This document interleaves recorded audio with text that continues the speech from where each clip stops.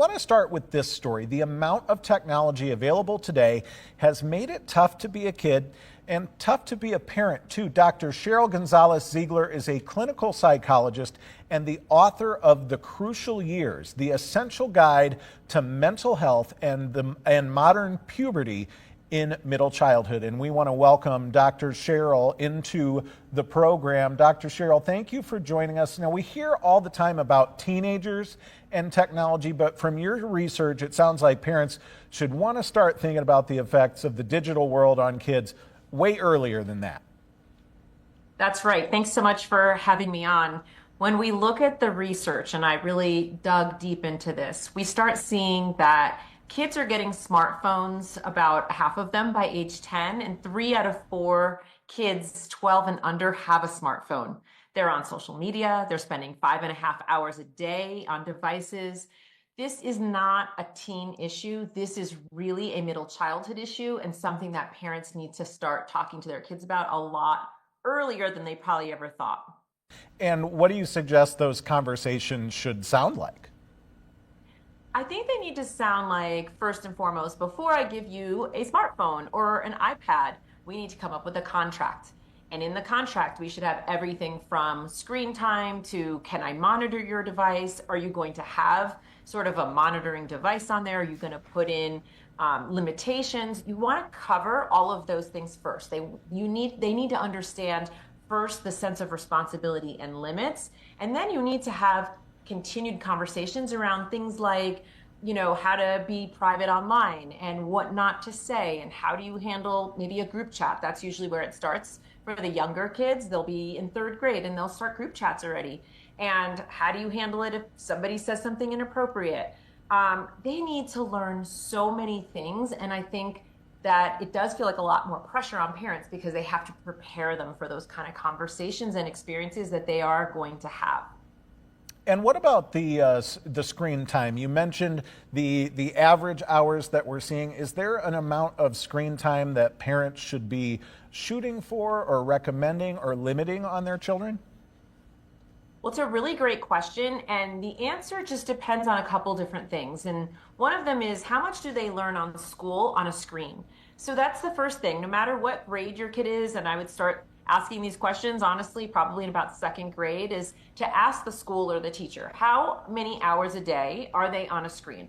And that could vary. From one school, it could be none, and it could go up to 3 or 4 hours a day. It really depends. So start there. Then you want to think about things like passive versus active time on a screen. So this young developing brain, what we're trying to really prevent them from is getting into the habit of something like TikToks, things that are really quick, really fast, they talk fast, and they're just on a constant wheel. And so you want to really think about the quality of the screen time, like educational games or maybe one show. So there's a lot of things that you want to think about. So it's not necessarily the number of hours, but what they're doing on that screen. And that starts with asking a whole bunch of questions. So when I think back to my own childhood in the digital world, I was from the AOL Instant Messenger era and the MySpace era. And I remember my parents having these same types of conversations with me. And for me, it was kind of an, oh, mom, but things have changed so much. Do you find that kids are more responsive to talk about these sorts of things these days?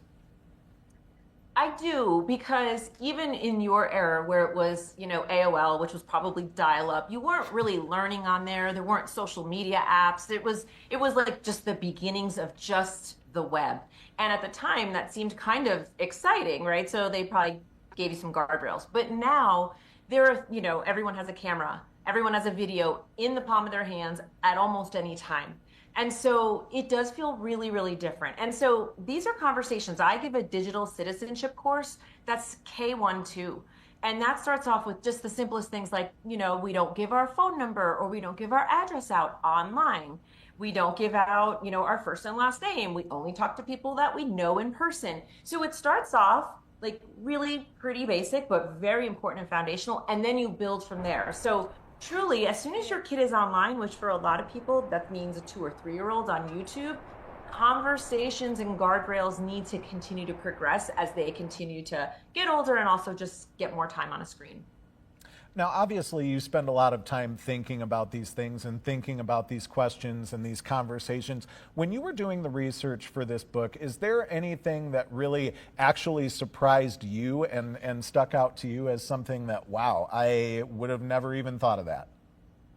Oh, yes. I can honestly tell you, I've been working with kids in this age range for over 20 years, and there in every single chapter, there were like, oh my Lord kind of moments because it's just things are really just changing. I would say if I had to pick one thing that probably surprised me the most was sort of the earlier and younger ages in which kids, and that means girls and boys, that they're getting disordered eating patterns and body image issues. That probably really surprised me. That was one of the top things that surprised me. And that's pretty well linked to social media and constant screen time.